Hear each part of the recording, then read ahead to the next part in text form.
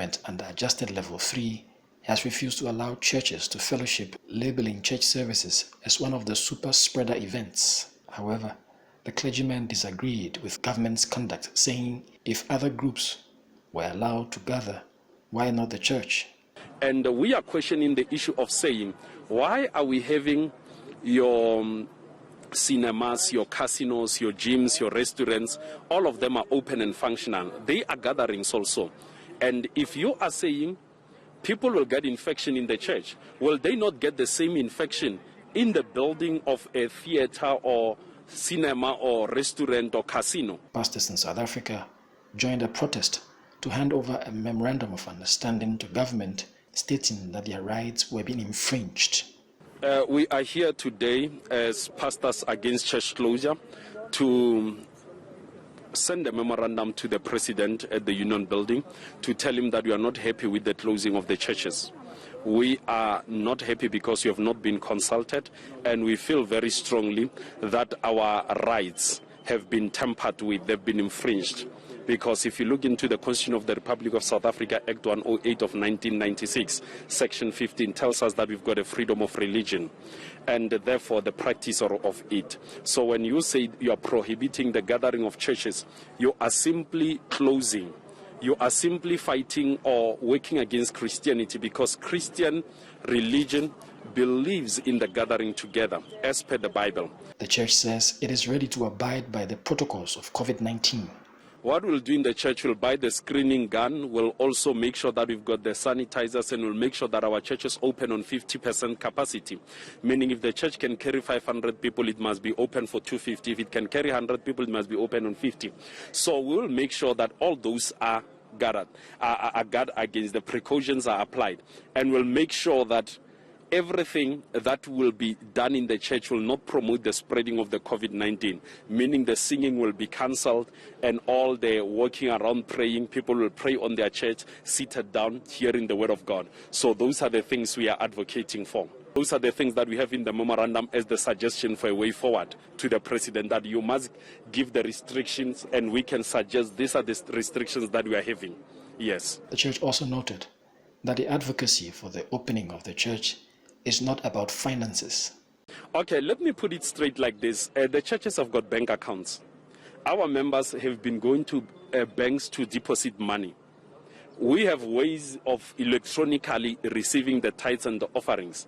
This is not about the tithes and the offerings. But nonetheless, the tithe and the offerings, they still remain the center of the Christian religion. So it is not about that. This is about the spiritual support. People who have lost their loved ones to COVID-19 in this pandemic, they still need the support of the pastors in the church. And therefore we say open the church for such a support. That's why we are doing this. The leader of the Eagle Life Assembly, Prophet Dr. Blessing Chiza, says COVID will only end if churches were allowed to operate and offer prayers against the pandemic. You politicians, you must have faith.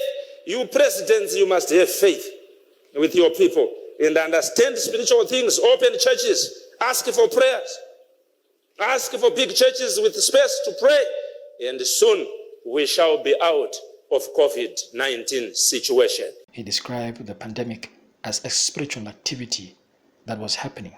Because COVID-19 is very deep spiritually. It's a deep spiritual disease. So lockdowns alone, health measures alone, with weak prayers, with the churches locked down, banned from gathering, they would delay these governments from dealing with COVID. So don't just lock down everything. It depends. The going away of COVID, listen, it depends on how hot the spiritual temperature of church prayers in that nation is.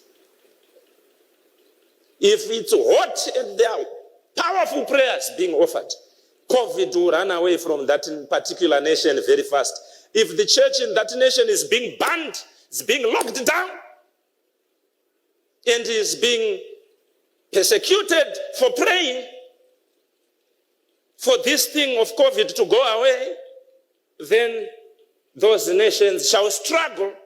It is recalled that there was massive chaos in Sebokeng in the Vaal when church members clashed with law enforcement. When directives are made in platforms that are far from us. We only needed a platform for our own leadership to hear the pain of the directives. Other than that, there's nothing that I can say. But I really want to say this. As the church, we don't rebel against the government because the Bible itself urges us to submit to them. So police said to do their work. They are the law enforcers. They were given the mandate to do that, and they just did that. Now, I'm only happy if our cry is being heard by our own government, that they cannot shut down the church. If they have to, proper consultations to be done. Eventually,